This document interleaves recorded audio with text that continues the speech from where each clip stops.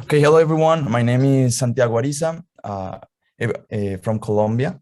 I did the research for topic number 1, and I'm also a YCD for the team number 3. So, sustainable based forest bioeconomy. Some of you might be wondering, how is that possible? Like, aren't we looking to eliminate deforestation, or wouldn't it be a bad idea to incentivize people to make money off a forest? Well, it's completely the opposite, and in this short a couple of minutes, I will try to explain why. So first, let's go to the problem, right? Because so many years we have forgotten to protect and control forests around the world, we ended up taking more and more land from forests to other usages, like agriculture or grazing for animals. This is what we all call deforestation. So as you can see in the table below, forest coverage in this planet is pretty much shrinking for the last years. And then in my research, I found three main root causes. First, deforestation is being caused because of socioeconomical development for individuals wanting to find and sustain their livelihood. So as you can see in the table, there was a big increase in percentage of grazing, which is a reflection of what I just mentioned. The second reason is the lack of effective government programs. Some countries like Colombia and Canada have been diligently implementing programs to protect biodiversity, but some other countries are falling short on this. However, those that have done it are still facing lack of effectiveness. Lastly, the lack of investment of both capital, which means money, and human resources to help expand the use of sustainable forest products. So next slide, please. Thank you. Let's talk about the solution.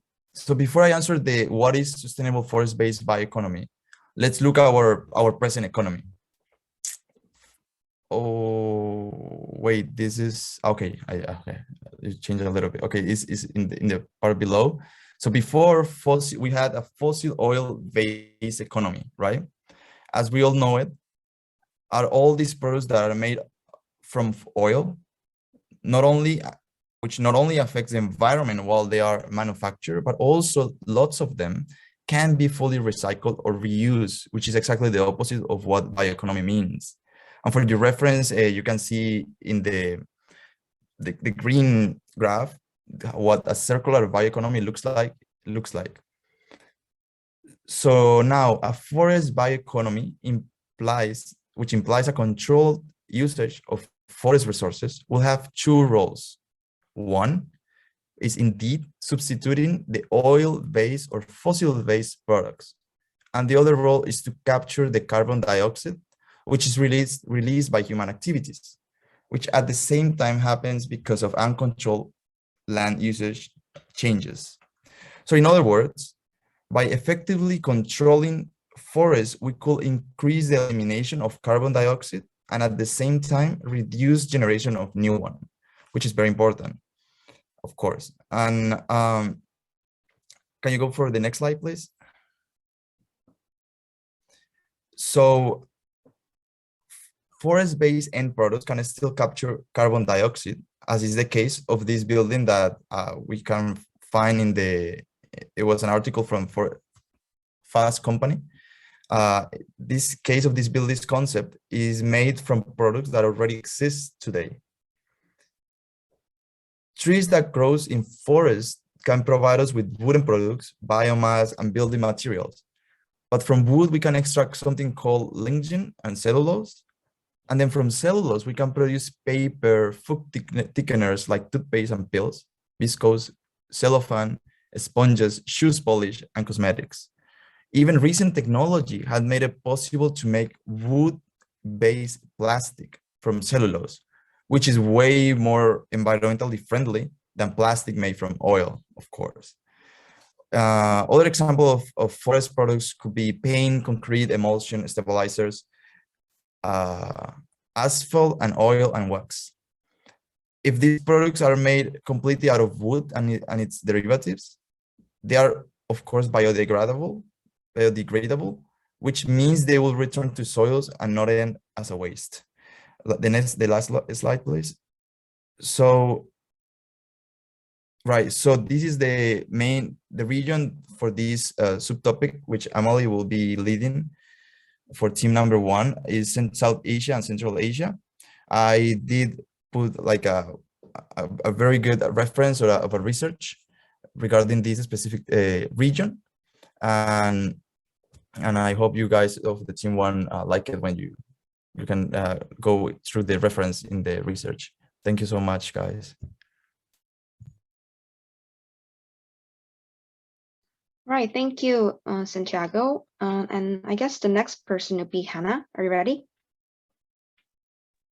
Hello, yes, I'm ready.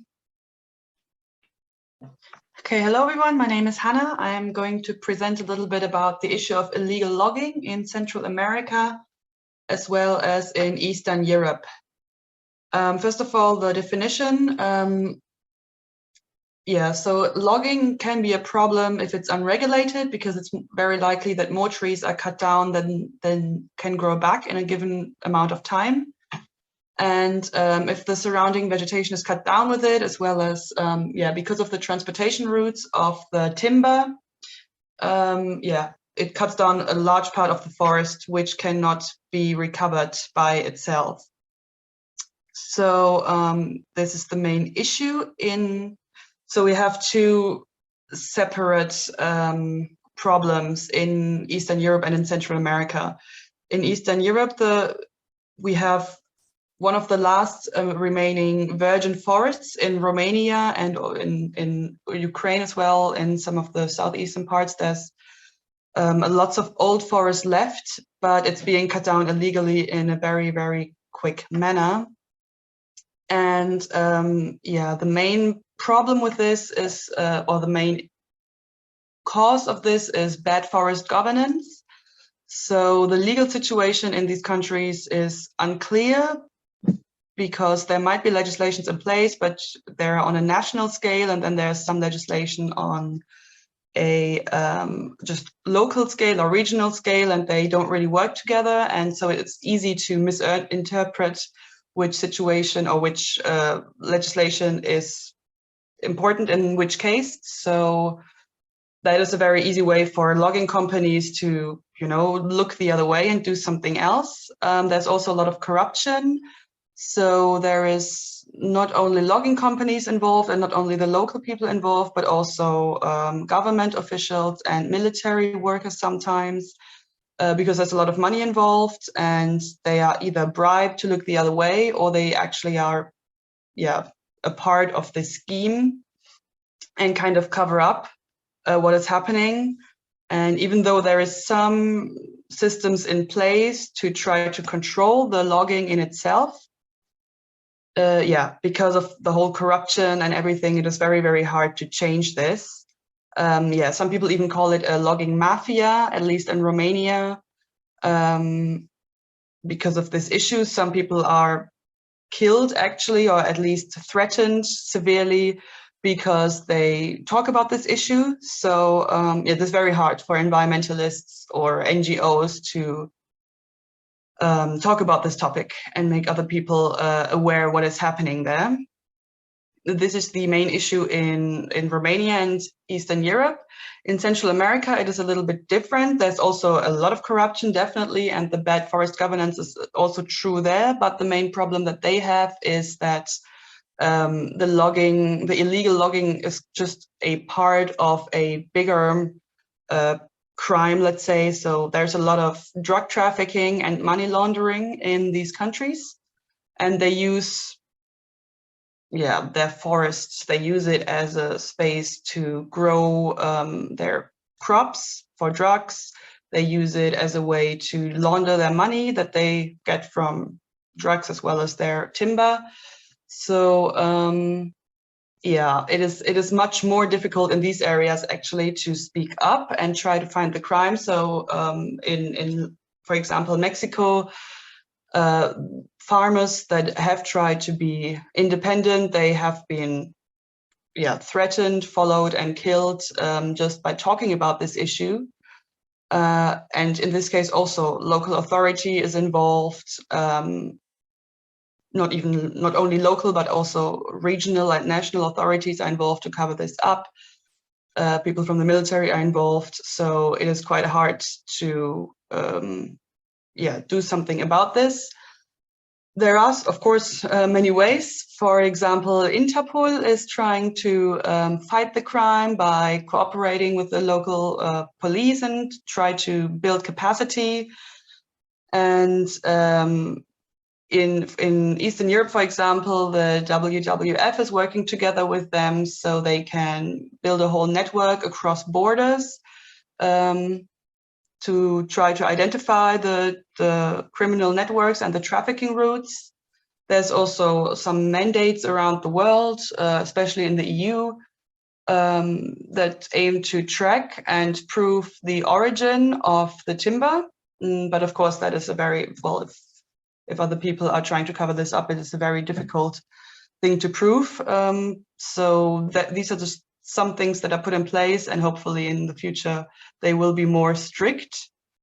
If it comes to us, what can the youth do to stop illegal logging? So I think it is very difficult for us to imagine to stop drug trafficking and corruption on the highest level.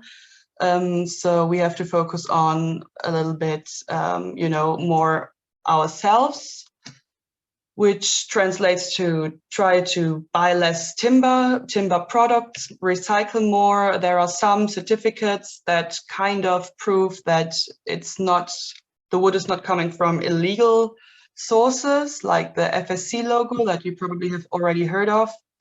And yeah, pretty much, education is always important so that other people are aware of this issue.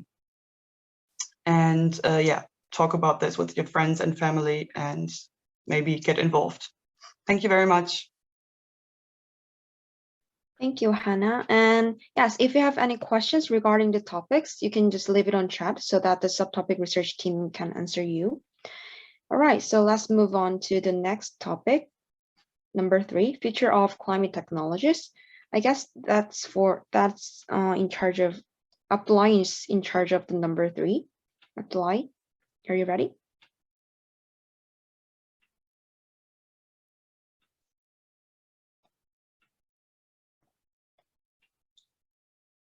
Oh, your mic is off. Hello, everyone. Yeah, great. Can you hear me, everyone? Yes, we can. Yeah. My name is Abdullah. I'm from Somalia, and I am presenting a research to subtopic 3, which is the future of climate technology. So I'm focusing on AI, artificial intelligence and future farming. So we know that climate change and human interaction is with the environment accelerates natural catastrophe and increase the number risk of wildfires. So what I did was, for me, in this topic, I took like 2 case scenario, like 2 case studies. One was wildfire and the other one was agricultural expansion. So these two, both of them causes deforestation. And hello, can everyone hear me, please? Yes. Yeah, Yes, we can hear you. Someone say in the chat. Yes, John. I see your voice. So I was focusing on agricultural expansion and wildfires, which are 2 main causes of deforestation.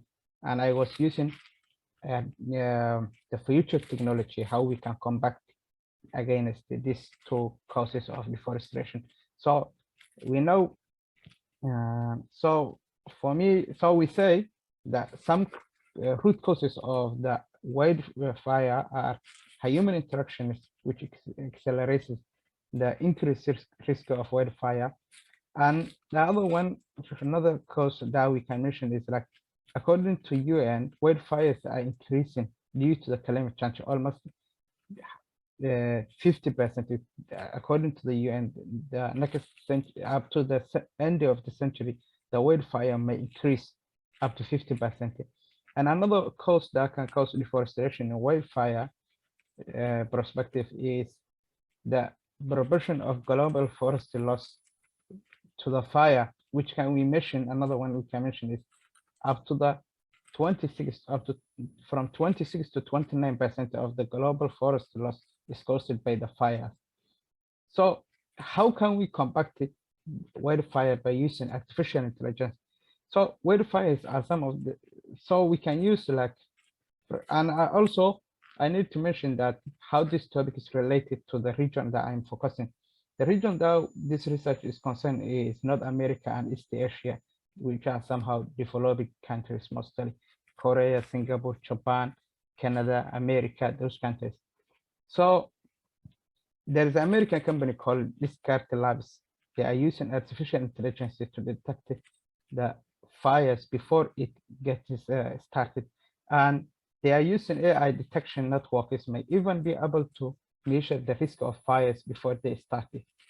This requires the training of the systems, artificial intelligence systems, to combine historical data from camera images with variety photos of non-contributed fire starting, such as precipitation, humidity, and moisture level. They are using all the data from the precipitation, humidity, and moisture level in this forest area, so they can estimate before the fire starts. The other point that we the other one that I was talking in my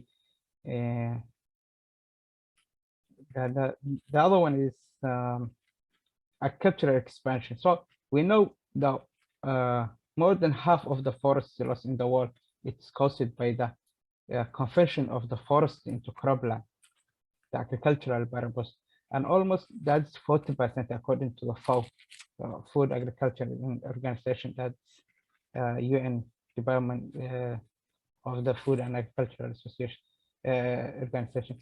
So with the use of vertical farming system, engineers to produce at least 5 times more lively green than the conventional systems. And some of the root causes of this large-scale agricultural expansion, which was, and also with the land and labor and constraint, with the land and land constraint and imminent climate change, the average of the food production needs to be transformed and be more creative. And the forest is kept to provide a timber and build houses to create special wood products or pan to make room for cattle grazing and feed for cropland. They made ranch lands in Texas as well. In USA, they cut a lot of forests to make their ranch fences. So this topic of future farming is also trend now is established in East Asian countries like Singapore and Japan and China as well.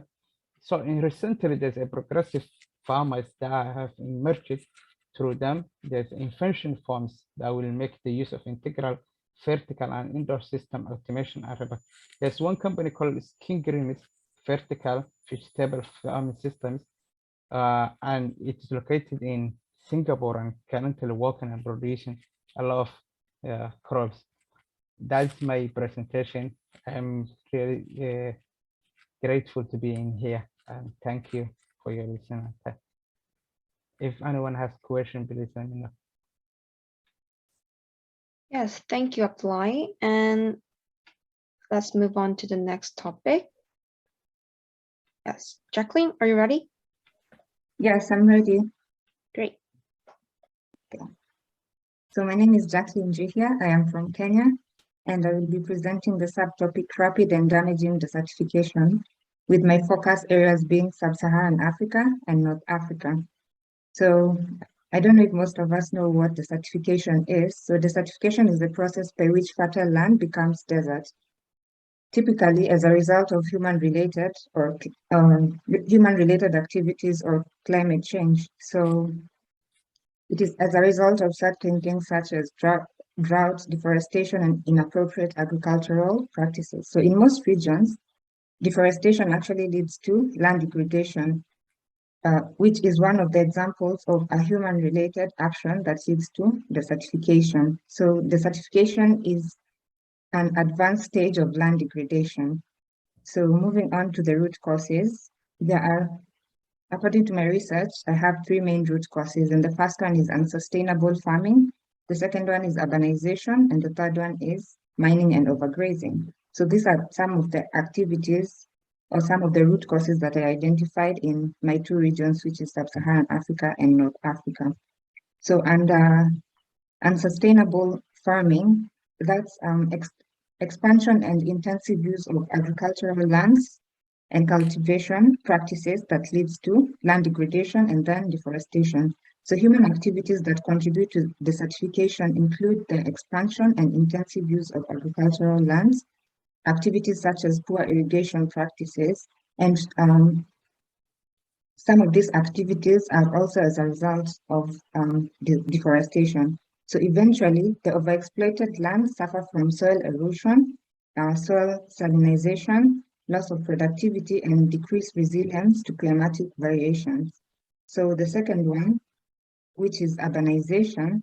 So urbanization, as areas become more urbanized, there are fewer places to grow plants, and thus it leads to desertification. So deforestation for various reasons, such as urbanization and farming. And then cutting down of trees. For urbanization to take place, either the governments or the residents in those areas cut down trees. And this leads to desertification, or rather, this affects specific regions and leads to desertification. So something interesting about urbanization is that desertification itself also leads to urbanization, such that people in specific areas where you find land degradation, people in those areas migrate to the urban centers and thus leading to a very rapid growth of urban areas. So my other point, which I found, was mining, overgrazing, and so for my third point, it's a combination of two things or three things that lead to stripping of land resources. So activities such as mining and overgrazing. So overgrazing is where too many animals feed on a particular area of land, and it leads to loss of vegetation, which leads to other effects such as soil erosion. So thus overgrazing leads to desertification. And so overgrazing also affects how native species are distributed in the environment and how they are able to regenerate. For example, after an area with pasture is overgrazed, the root system of native plants is damaged, which makes regrowth of that particular plant or that plant species very difficult. So, as earlier stated, overgrazing is a primary contributor of desertification in specific areas such as the northern part of Kenya, because it converts arable land that can be farmed, or pasture land, into unproductive land. So as I finish, the regions for our subtopic, the regions we'll be focusing on the Sub-Saharan region and North Africa, which are largely affected. Thank you. If you need more information, it's available on the drive. Thank you. Thank you, Jacqueline. All right, so let's move on to the next topic. Yes, and Molly, are you ready? Yes. Okay, so yeah, before I start the presentation, let me ask a question. Maybe I'm not sure the team, I think team number 3, or just everyone can answer. So what day is today? What is the specialty of May 22? Biodiversity Day. It's the World Biodiversity Day. Yes, thank you. Yes, you correct, you got it.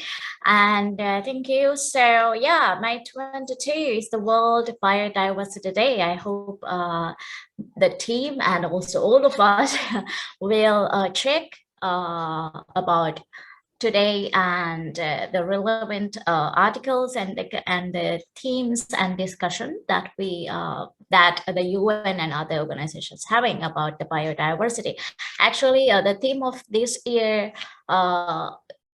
Biodiversity Day is building a shared future for all of us, or future for all life. So that gives a kind of introduction to our or my presentation, and it is, the better future for all life. So biodiversity, we cannot exclude anyone, but everyone is included in the biodiversity.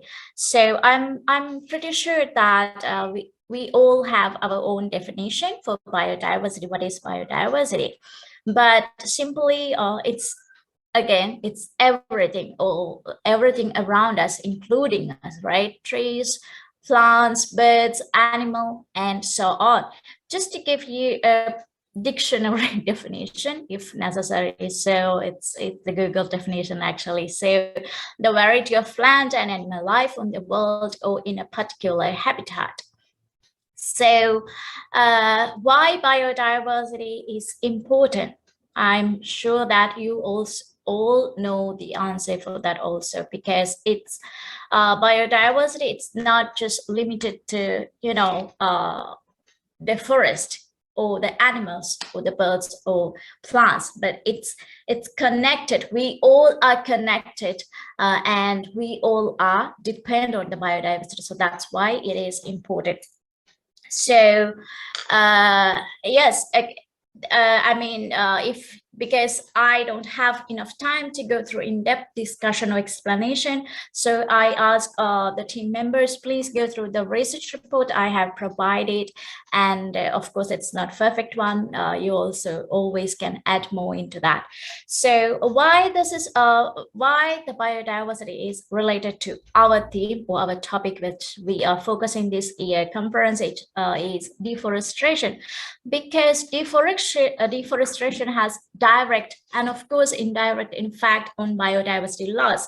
Especially, we know that we cannot just limit the biodiversity loss into just these two regions that we are having for this team, which are the Oceania and Southeast Asia, but biodiversity loss and deforestation, of course, it's also include to all of our regions, and we all have a big responsibility to reduce or minimize the impact on biodiversity loss through our actions.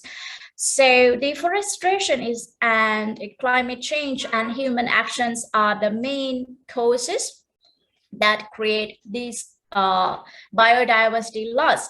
So the root cause, if I can mention some root causes here, could you please move the next slide? So here it's basically, we know increasing of population. It's one of the main issue in this world, because with the rising number of population, then we need to provide more houses, and also they need to find food, and especially some countries are relying on agricultural industry. So again, clearing forest that cause to biodiversity lost and habitat lost and damage on unique plants and trees and animal lives. So and also the tourism, especially Southeast Asia, and of course also oceanian countries are depending on tourism. So tourism lead to overexploitation, that also goes to the biodiversity loss. And then again, the lack of waste management system, because the waste that we just release to the forest or our environment, that can create or produce greenhouse gases, which again lead to many causes, many different causes. And also commercial purposes, because people, with the development and advanced technologies and everything, people are trying to use biodiversity and the natural resources for their development and for economical benefits. That again also goes to the biodiversity loss. So in the next slide, please. Here, then I have mentioned about what we can see in these two regions, especially. So according to researchers, there are about 7 countries that in the world has lost between 1996 to 2018 about 60% of total global biodiversity, which include actually Southeast Asian countries and also ocean countries. And also these two regions are again in the tourism industry, and that also has caused a lot of biodiversity loss and also pollution. So what these countries or these regions have done? Of course, then there are government actions and also non-governmental actions. So basically, one example, if I can give here, is the Nagoya Protocol, which is an agreement between UN members and also EU countries. They have agreed to protect biodiversity and agreed to work on. And also there are some other kind of non-governmental or international organizations that work to promote awareness, especially on environmental and increase environmental knowledge and importance of these biodiversity. So they are encouraging people to take part and involve in actions to protect biodiversity. So like, for example, WWF Australia and also Asian organization, and these have different kind of projects to protect their biodiversity in those particular regions. So with this time, again, I'm not able to go into in-depth discussion. Please, if you have any questions, reach out to me. Also, you can, add always into this document your ideas, so then you can have a very good knowledge. So to end, we know that from the smallest ant to the tallest tree, from the birds flying in the sky to the fish that's swimming in the sea, we all are connected. So we all have a responsibility to protect each of us. So when you guys are developing the action plan, instead of going to the broad ideas, just focus on what youth can do, so that I think we also can start with the possible solutions. I have some suggestion for you. Just check that also in the document. Thank you again, and please excuse me if I take over time. Thank you once again. Yes, great, thank you. All right, so let's quickly move on to the next one. That is deforestation and watershed degradation. All right, Paul, are you ready? Yes, thank you very much. Hello, my name is Paul. I'm from Ecuador. My friend Viviana from Colombia and I, we prepared this information. So first, for this topic, we decided to highlight the relationship between two related problems, that is deforestation and watershed degradation. Before we start, I want you to see in the picture below. So this picture represents why it's important to promote forest in order to have flows of beverage water. So you see there is a very close relationship between these two factors. So what happens when there is an increased loss of forest? Simple, the dynamics for the hydrological cycles cause water scarcity. I want to highlight one news for the 2021. So for the first time in history in the United States, in the Chicago in the Chicago market, for the first time, the government decided to put water like oil in order to trade. So you see what is the importance for water in the future. So when you analyze this topic during the 3 days, you should focus on what are the roots for the problem. First, what is a watershed? Watershed simply is an area under the soil when beverage water is concentrated. So we must protect that watersheds if we want to keep having beverage water in the future. So we have to be focused, especially in South America, regarding the widespread erosion. That is also the loss of trees. Especially we have to consider that the Amazon forestry is the biggest watershed in the world. So in Latin America, among 8 countries from 10 has a part of the Amazon forestry.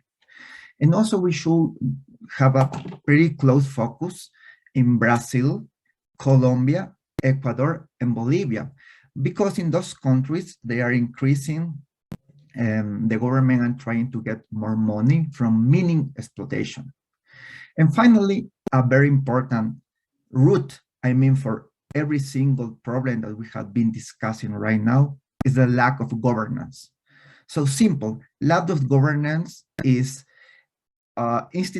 weak institution in all countries, mostly developing countries. So without this institution, we cannot create law to promote forestation and also to protect watersheds.